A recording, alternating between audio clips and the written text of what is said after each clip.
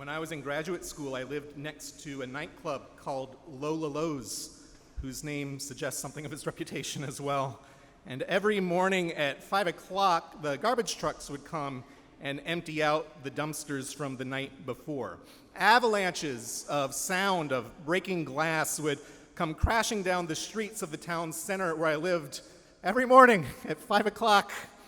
And this sense memory, negative as it may be, has nevertheless become an inseparable part of how I hear today's gospel about all of these rich people who come into the temple treasury in Jerusalem and put in their large sums of money and pour out their surplus wealth in heaps of coins that cascade over the temple floors and break out in crashing sounds around the temple walls and disrupt the beleaguered grad students living next door who are just trying to get a little rest. The soundscape of this gospel is one of big noise and pious commotion. But in the middle of all that noise, another sound, a still, small sound, barely makes itself apparent. A clink and another clink as a poor widow puts into the treasury nondescriptly 2 small coins worth a few cents, which is all she had left in the world, the gospel says.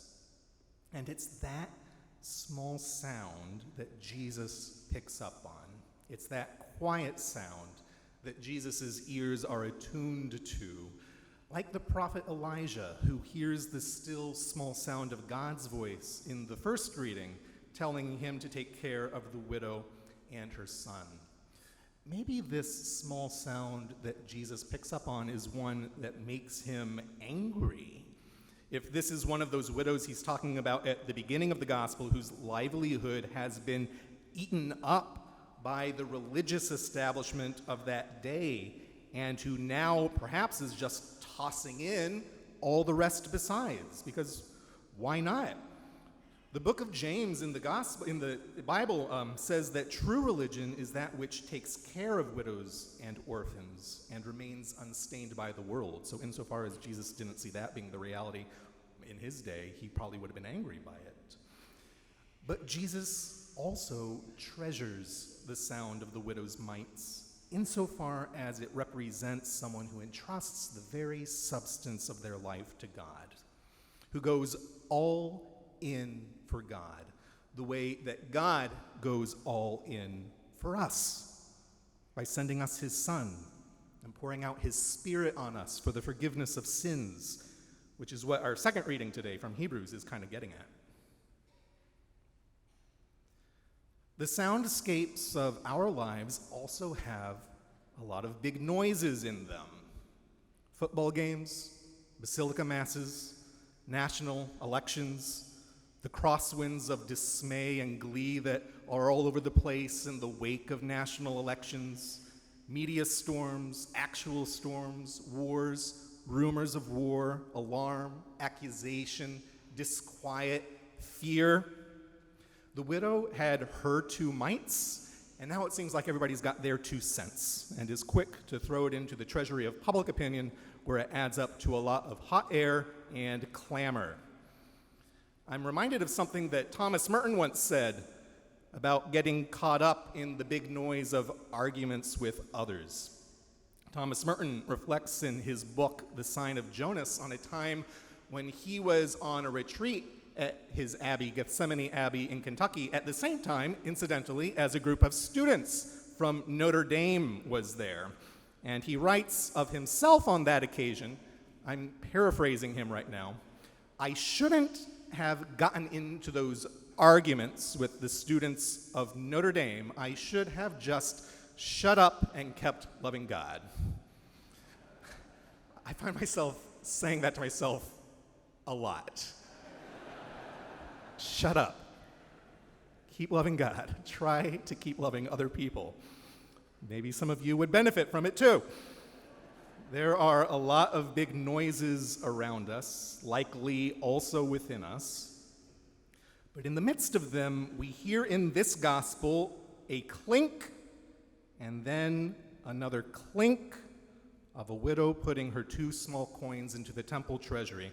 So what is this saying to us? What is the spiritual sense of this for us today? I think God is speaking to us today in the sound these 2 coins make, on one hand of humility and on the other hand of hope. The first clink speaks to us of humility. The widow doesn't make her contribution out of the surplus, but out of the substance of her life. And the substance of her life is humility. She recognizes the source from which she has anything to give whatsoever of her life, which is not herself, but the author of all life and all good, and she gives it back to him. She casts herself entirely on him. And the widow in today's gospel attunes our own hearts to the invitation of the one who says to us elsewhere in Scripture, "Come to me, all you who are weary and burdened.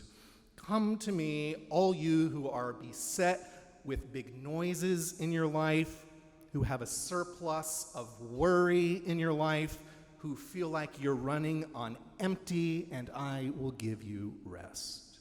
Take my yoke upon you and learn from me, for I am gentle and humble of heart, and you will find rest for yourselves."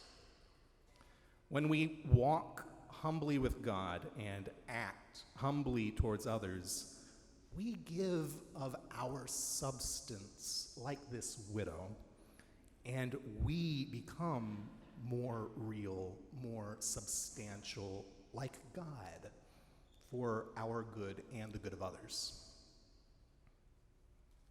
The second clink of the widow's mite speaks to us of hope.